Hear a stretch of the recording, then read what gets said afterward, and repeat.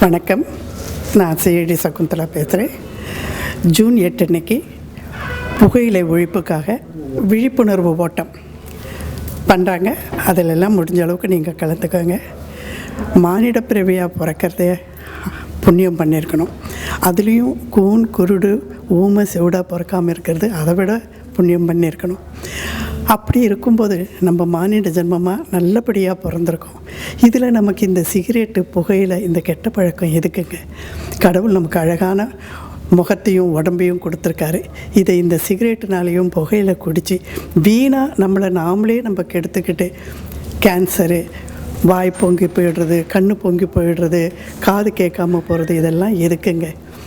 மிருகங்கள் எல்லாம் குடிக்குதா? புகையில் பண்ணுதா? இல்லையா? அதுங்க எப்படி ஒற்றுமையாக சந்தோஷமாக வாழுதுங்க.